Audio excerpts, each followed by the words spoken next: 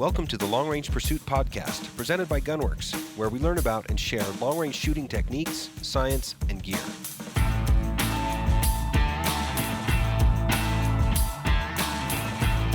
So we got Greg McHale here from Greg McHale's Wild Yukon. And what are we going to talk about today? Long-range shooting? Long-range hunting? Well, that's kind of what Gunwerk is known for. That is. Thanks for having me, Toby. Let's talk long range. So I wanted to talk to you about, I heard in your video where you talked about going to our long-range university, and you mentioned you were from the East, and we might have that in common. So tell us about your beginning hunting experience. So I grew up in Ontario, and that's the East to those of us who live in Western Canada. Yeah. And to those that live in Ontario, they think that Ontario is Canada. Yes. that's the prevailing attitude. Now, no, but really, I spent 20 some years in Ontario and grew up in farm country, and my hunting experience down there was pretty much I started out archery hunting because that was just the longest season, right, and more opportunity to be out there, just farm country, right? Yes. So as far as rifle hunting, I did very little of it in Ontario, birds and stuff, so shotguns. But it wasn't until I moved out to the Yukon in my early 20s where I really got my first taste of what hunting really is, and right, really like big game hunting really is. Yes. And once I was out there, I was hooked, and there was just no going back. So it's been a roller coaster of amazing stuff going on in the Yukon. I've been there now 25 years, and it's just been a blast. Oh my gosh, I'm so jealous. So your early experience was, for archery. I don't know, what was your longest archery? What would be a long archery shot back then when you were young? Oh, like 30 to 40 yards. But I was young. Sure. And I didn't have anyone that taught me how to do it. It was my dad and I getting a bow and kind of floundering around in the backyard, and right, in a round bale. And this is kind of learning by just trial and error, and more error than anything else. Right. And then when you rifle hunted, in the short times that you did, what would have been a long shot then? Well, in where I grew up, rifle hunting wasn't even a thing, because you couldn't use rifles in for whitetail down where I lived, because it's farm country, so you can only use shotguns. Okay. And then the only time that I went on a rifle hunt when I lived in Ontario was I went north, and I never had an opportunity. Okay. So the only big game animal that I ever took while I lived in Ontario was a whitetail with a bow.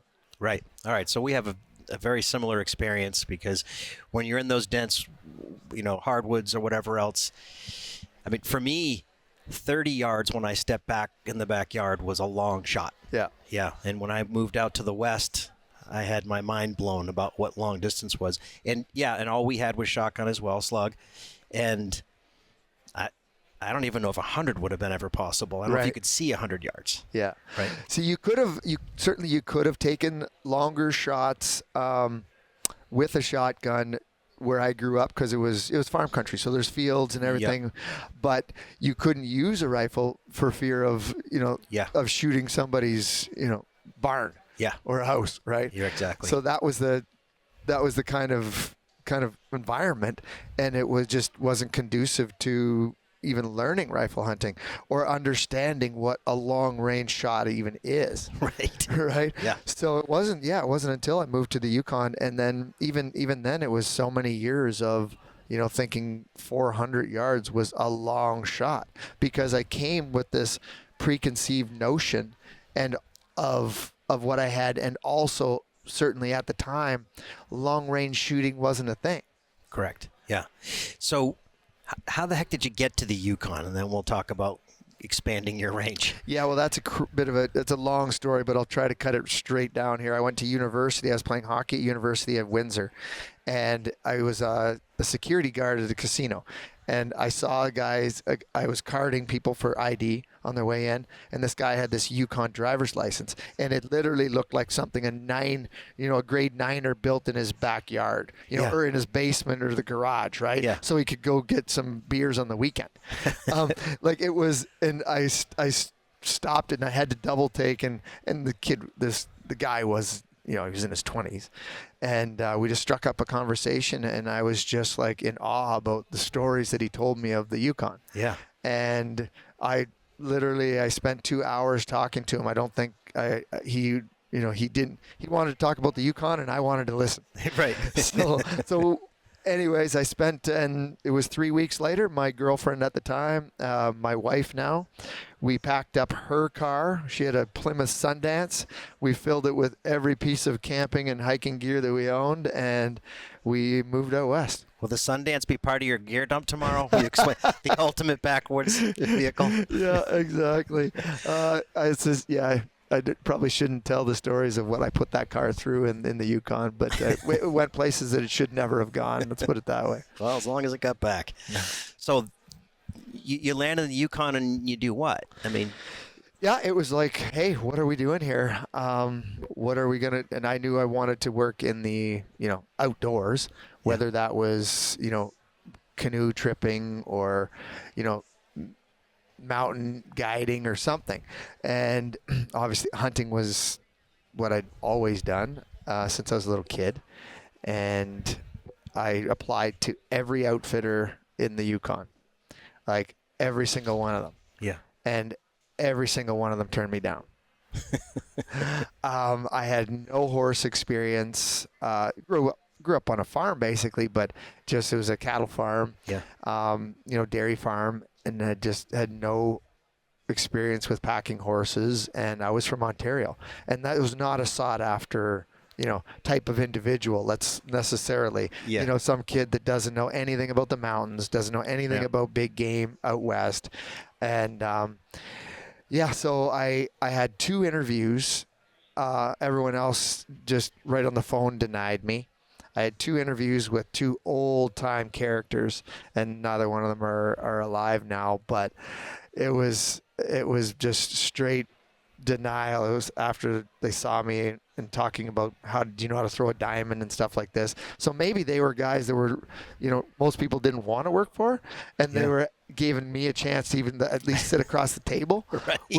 We'll see what, and then they said no. So I ended up working at this at a clothing store because I was not going to quit. Like I was not tucking tail and running home. Right. Like no matter what was going to happen, I was going to stick it out no matter what I had to do, and I needed to make some money. Yeah. And so I got this job at this clothing store, and this guy walks in a camouflage jacket, and I was like, okay, this guy hunts, obviously. So let's talk hunting. And it turned out his name was Kelly Hogan, and he owned Arctic Red River Outfitters in the Northwest Territories, and they didn't do any horse hunts. It was all backpack hunting. Okay. And I was, pretty fit kid. Yeah. And I just said, hey, I don't know anything about horses. And he goes, well, you don't need to. You just need to be able to have a, weak mind and strong back type thing. And he gave me a gear list and a shot. And I spent the next 3 months in the mountains just, being a Sherpa for a lot of the kind of guys that are here at the SCI show.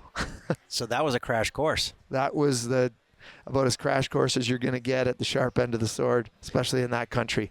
It's a long way removed from nowhere, and by the end of that summer or that fall, I was a different human being, but I was bushed as well. Yes. So I had never experienced that kind of remoteness, and for that length of time, and lack of, everywhere you traveled was either in a Super Cub or on your own feet. Right.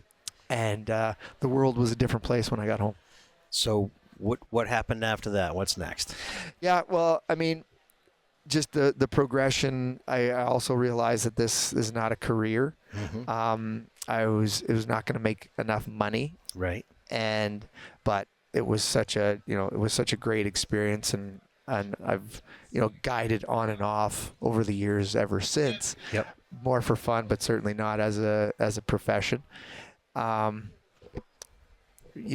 then it's just I was a member of the Royal Canadian Mounted Police. My wife and I own a number of businesses now, and I left the Royal Canadian Mounted Police to pursue a career in professional athletics, adventure racing. So right. I did that for 10 years. Now it's just own a number of businesses. And how did Wild Yukon begin? Like, where did that sort of come along? Well, it became around a fire and some rum on a hunting trip with some of my great buddies, and and that's kind of how it started. I just made the decision that we're gonna I was gonna do this, and then just kind of like there was no knowledge of filmmaking, there was no knowledge of any of it other than I knew I could hunt.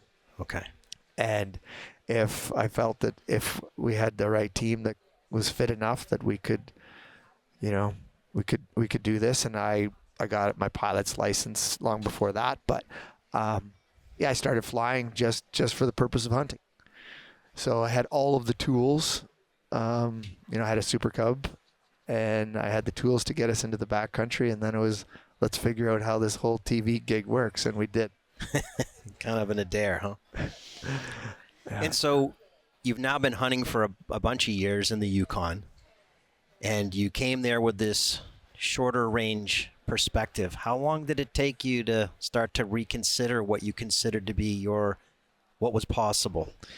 I didn't. I would say recently is I didn't consider. I considered up until I met Aaron and the team of what long range shooting was actually like. And because coming from an archery background, it was so foreign. But I also understood that with archery, a lot of people would consider, those 30 to 40 yards. That 40 yards is often referred to as, a lot of people won't shoot beyond that in archery. But I also knew that, like anything else, is if you practice and you put in the time, whether it's running a business or whether it's athletics or whether it's archery or whether it's long range shooting, if you practice and you put in the time, you can be proficient and excellent at getting out and going beyond what other people normally can do or consider is normal. And I've never been one to look at things and care about what anyone else thought, and as far as what they think is normal or achievable. Right. Because when you go by what other people their limits are, then you wouldn't do much. You wouldn't. You certainly in this day and age you wouldn't do much. And I don't mean to sound old, but I mean it seems relevant today. But yeah, it's been so. I came from that background of archery and thinking that a 40-yard shot was a long shot. But then when I moved out west and was still continued archery, I figured out, 70-yard shots shouldn't be any issue. And as long as you practice and, you take into consideration all of the factors that you need to if you're going to be a professional, if you're going to be good at what you do. So then, I was a combination of rifle hunting and archery. I knew that, a 70-yard shot wasn't out of the norm for me, that I could do that just due to the hard work. And then so I felt the rifle hunting is the same thing, but I didn't really put those things together until I met Aaron. Okay. And until I came out to the Long Range University. That's when it really clicked for me, because I felt like a 400-yard shot was a long shot and I also was using 3 to 9 scopes, and I didn't put in the work that it took to be able to deal with something beyond that. And I think that now, you get a you get a rifle that is just, is as amazing as fortunately I am to be able to shoot a Gunwerk's rifle. And also you put good optics on it, and then you learn how to shoot that. And that's what the Long Range University did for me. It opened my eyes to the world of the conversation that long range shooting is not ethical, should not exist. Right. It absolutely shouldn't exist because it's like anything else.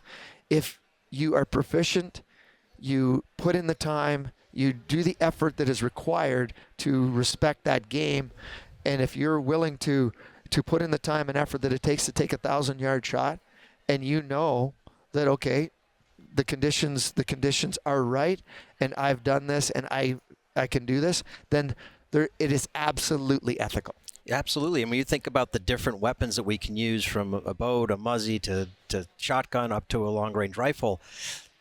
We all have a capacity in any one of those things. There's always different conditions for any one of those things, and you can miss with any of them. Absolutely. You know what I mean? So it's not like one choice is more or less ethical than another. That's I mean, right. You can act completely unethically with any of them, and it comes down to the decision-making you make for yourself, right? So leading up to that discovery, what was sort of a long shot? 400 yards was a long shot.